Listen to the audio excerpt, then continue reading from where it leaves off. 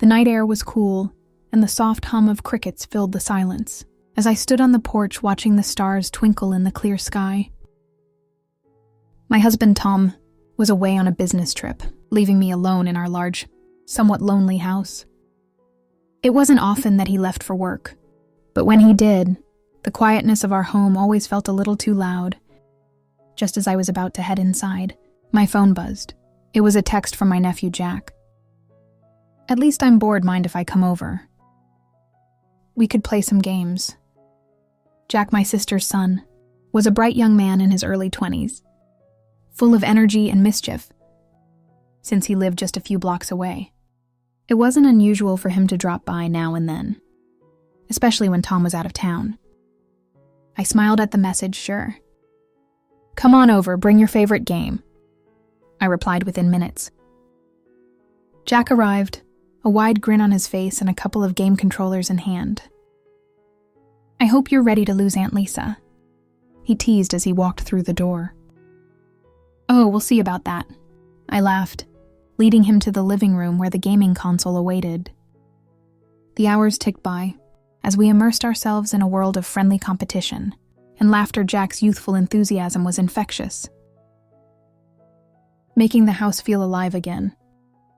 We played game after game, losing track of time caught up in the excitement.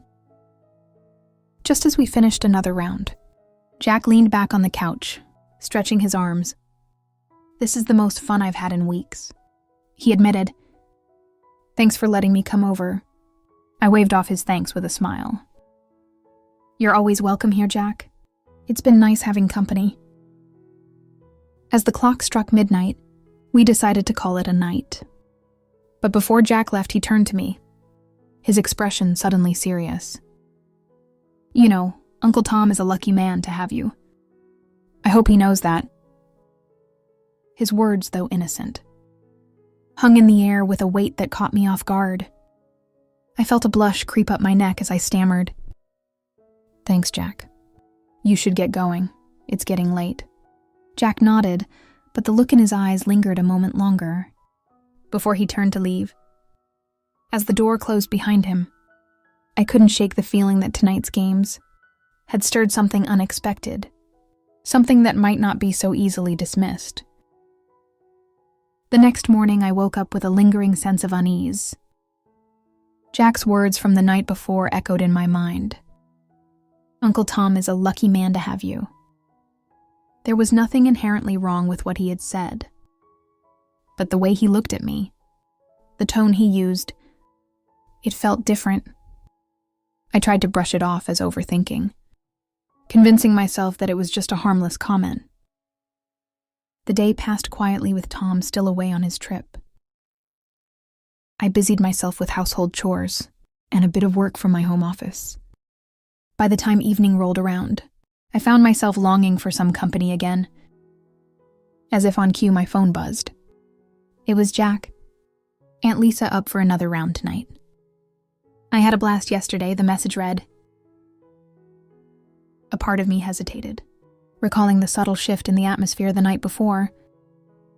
But loneliness was a strong motivator, and I didn't want to be alone in the house. "Sure, come over," I replied, trying to keep things light and casual. Jack arrived shortly after, carrying a bag of snacks this time. "Figured we might need some fuel for the games," he said with a grin, setting the bag down on the coffee table. We resumed our gaming session, the tension from the previous night seemingly forgotten as we laughed and competed. But every now and then, I caught Jack glancing at me, his eyes lingering just a little too long. It wasn't overt, but it was enough to make me aware of his presence, in a way I hadn't been before. At one point, we paused the game to grab some snacks. As I reached for a bag of chips, our hands brushed. Jack didn't pull away immediately, and for a brief second our eyes met. A silent communication passing between us.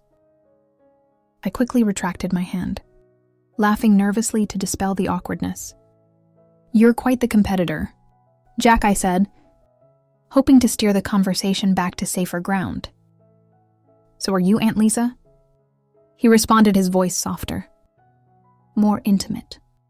We continued playing, but the atmosphere had shifted again. Subtly but noticeably, Jack seemed more relaxed, more at ease, while I felt a growing tension and awareness of his every move. It was a strange feeling, one I wasn't sure how to handle.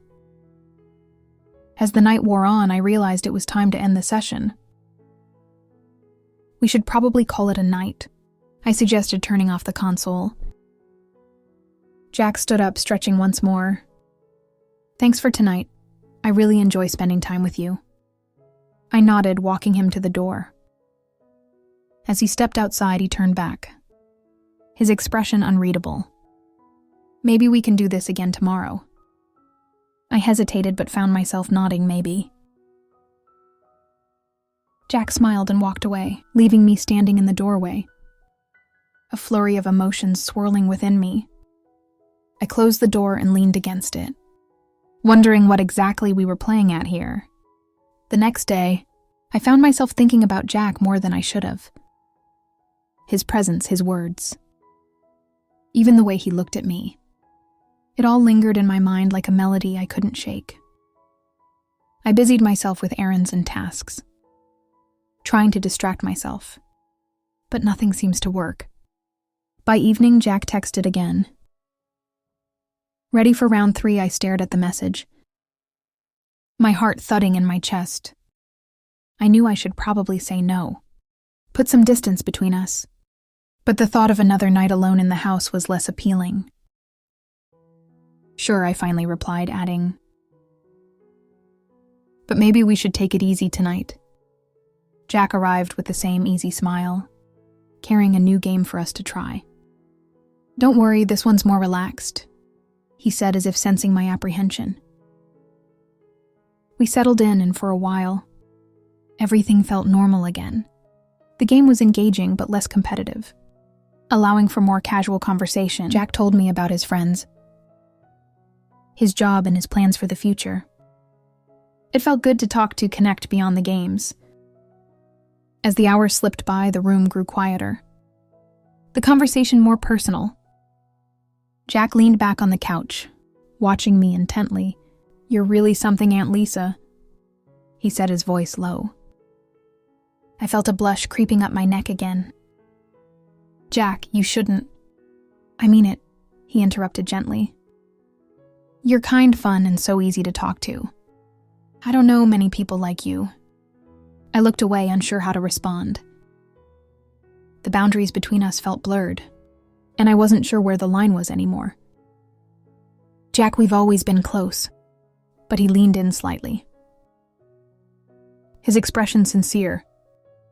But what I took a deep breath, choosing my words carefully. We need to be mindful of how close we get.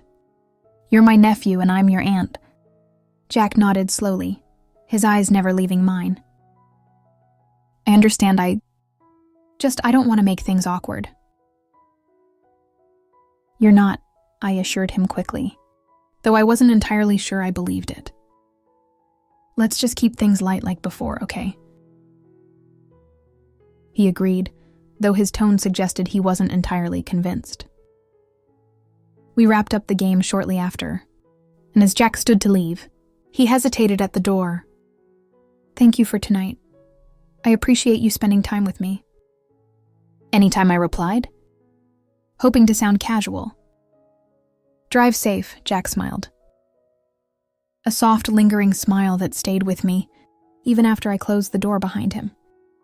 Alone again, I sat on the couch, feeling the weight of the evening settle over me. The lines between us had blurred, and I wasn't sure how to redraw them. The next day, I woke up determined to regain control of the situation. I cared deeply for Jack, but I knew we needed to establish clear boundaries. The previous nights had been fun, but they had also left me with a sense of unease that I couldn't ignore. Jack texted again in the afternoon. Want to hang out tonight?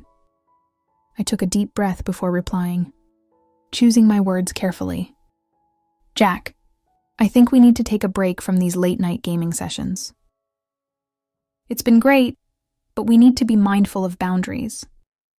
His response was swift. Did I do something wrong?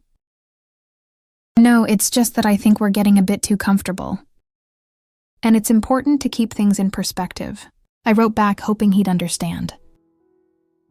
There was a long pause before his reply came. I get it. I didn't mean to cross any lines. I just enjoy spending time with you.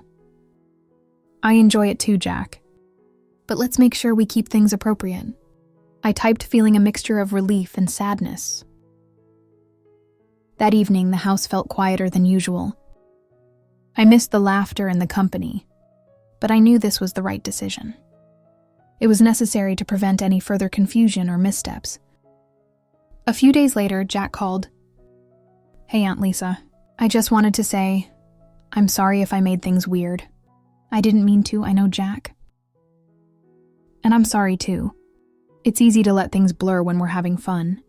But we're family, and that's important to remember. Yeah, he agreed. Can we still hang out maybe during the day?